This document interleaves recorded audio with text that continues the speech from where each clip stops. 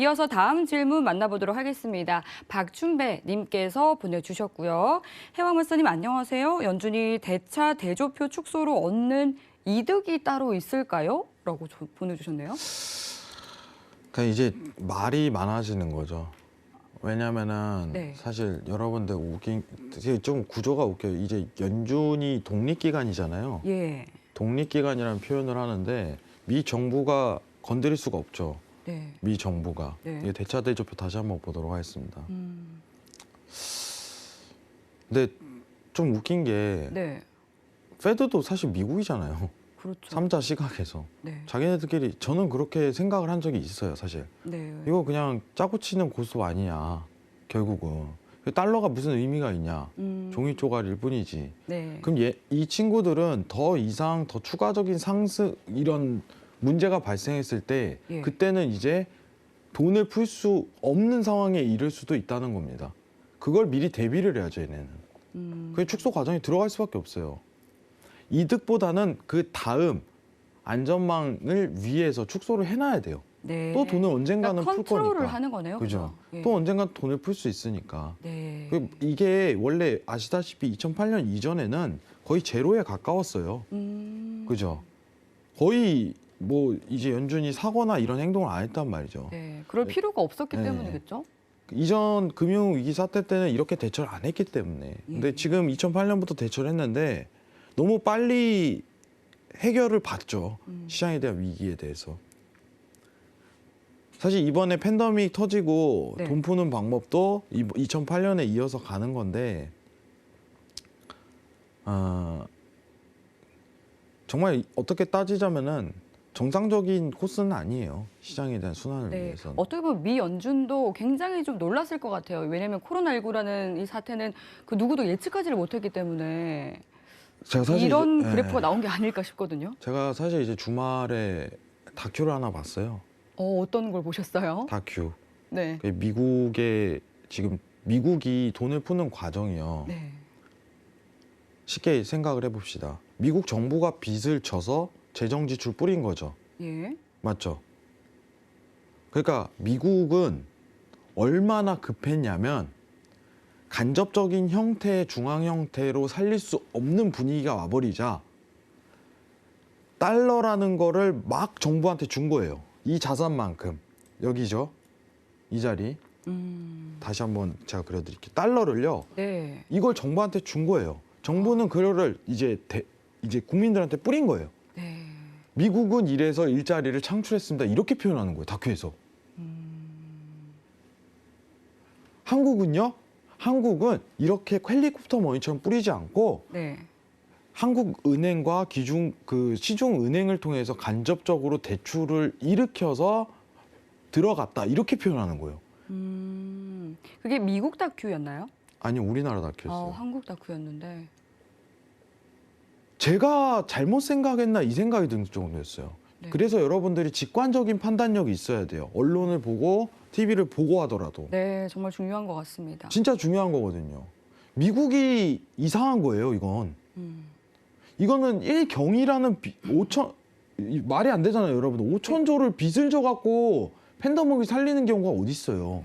기축통화국이기 때문에 가능한 거죠. 근데 우리나라는 간접적인 어떤 기준금리 인하를 통해서 어떤 돈을 이제 재원을 뿌렸다는 것도 좀 웃길 만큼 미국 대비 평가면 그 정도로 진행을 해왔는데 왜냐하면 채권 매입이란 과정이 없었으니까. 네. 예. 근데 저는 그렇게 생각합니다. 이 단계를 넘어가는 건 좋지 않은 겁니다. 국가에게. 이건 확실해요. 한국이 만약에 이렇게 대차 대조표를 해갖고 국민들에게 돈을 뿌렸다면 네. 우리나라 정부는 정말 위태위태해질 거예요. 나중엔. 그거 지금 미국이 제일 위험한 게 이 밸런스거든요. 페드에 대한 일단 자산하고, 그죠? 미국 정부에 대한 빚. 얘는 돈을 가지고 있고 미국은 정부는 빚쟁이에요. 그렇네요. 그죠? 얘가 채권자고. 그런데 지금 계속 의회 예산이 그죠? 그럼 삼자 시각에서는 뭐예요? 뭐야, 같은 애들이잖아. 이거잖아요. 그럼 결국은 어떻게 되냐? 달러에 대한 존폐가 걸려버린 상황이 나중에 생긴다니까요. 그래서 최근에 이 자산에 대한 대차 대조표가 계속적으로 늘어나니까 네. 이런 얘기가 나오는 거예요. 달러의 위기. 이게 최근 5년 전부터 계속 나오는 거예요. 네. 왜냐? 야, 너네 그냥 찍어내면 그만이잖아. 맞아요. 야, 너네 지금 찍어내서 이렇게 됐는데 더 찍어내? 그렇죠. 달러 과연 이게 의미 있는 화폐로서의 수단인가? 네. 가치에 이런 대한 얘기가 좀 나오는 의문이 그렇죠. 들수 의문이 있겠네요. 이것 때문에 나오는 거예요. 대차 대조표가 축소가 들어가는 건 예. 이 달러에 대한 위기를 막는 거랑 저는 마찬가지라고 생각을 하는 거예요. 네. 이거 빨리 줄여 나가야 돼요, 이제는. 그러니까 또 이런 연유로도 달러 인덱스, 그러니까 달러화가 약세를 보일 수밖에 없겠네요. 네. 네. 여러분들 근데요, 제가 재밌는 얘기 하나 해드릴게요. 네. 진짜 재밌는 얘기 하나 해드릴게요. 여러분 여러분들 증시 돈 벌고 싶죠? 네. 네, 돈 벌고 싶죠. 자, 보세요. 이제 연준에서 돈 벌기 시작하고 이렇게 들어갈 때 있죠. 예. 이때 주식 매집하세요. 이때 오를 수밖에 없어요. 돈이 그러니까. 위험 자산으로 들어가는 시즌이에요. 이거 찍어내는 것만큼 증시로 쏠려요. 근데 보니까 딱 그 시즌이네요, 그죠? 네. 주식시장이 화랑을 이 했던 대차대조표 보고서 시기네요. 이거 진짜 정말 좋은 확인법입니다. 이거 보이시죠? 이때 네, 증가할 때 또 중요한 생겨요. 것 위기가 같습니다. 오고. 예. 그럼 중앙은행이요. 갑자기 채권 사들인다고 또 이렇게 할 거예요. 어쩔 예. 수 없어. 예. 했던 거니까. 그때 매집 들어가면 돼요. 네. 정말 좋은 이때는 투자 팁이네요. 이때는 여러분들 수익 그때가 최저점이에요. 네. 그때 잡고 저도 계속 가야 꼭 돼요. 기억해 놓고 네. 있어야겠습니다. 그때는요. 다시 한번 뭘 사도 올라요. 아시겠죠? 뭘 사도 오른다. 지금 찍어내는 돈이 연준이 달러를 공급하잖아요. 이게 위험 자산으로 쏠리는 현상이 펼쳐지기 때문에 증시가 오르는 거예요. 네. 아시겠죠? 미증시가 꺾이지 않는 이유가 어쨌든 돈이 계속 쏠린다 이건데, 그죠?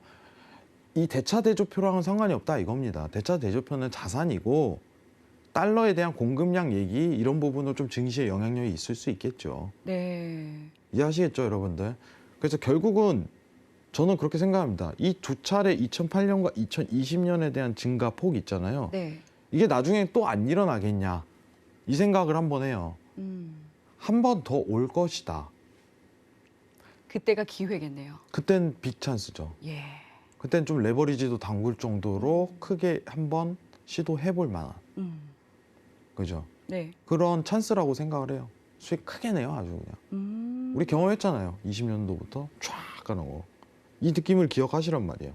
근데 이것 때문에 그런 겁니다. 프레드 사이트에서 어떻게 검색하면 이 그래프 나온다고요? 네, 영어로 에셋 치면 됩니다. 에셋. 네. 영어로 에셋 치면 나온다고 하니까 에셋 치는데 잘 확인해 보시면서 네. 또 투자해 보시면 좋겠습니다. 스펠링을 한번 불러드리는 게 좋을 것 같은데 잠깐 앵커님께서 네. 에셋 영어로 네. 자산을 뜻하는 거잖아요. 네. 아마 시청자분들 다들 아실 텐데 ASSETS라고 네. 검색을 하면 그러면 여기 나올 뜨면요 이렇게 토탈 에셋이라고 떠요. 이거 보세요, 이거 토탈 네. 에셋. 연준의 총 자산을 연준의 총 자산을 뜻합니다. 보여주는 그래프네요. 이게 대차 대조표예요. 이상입니다.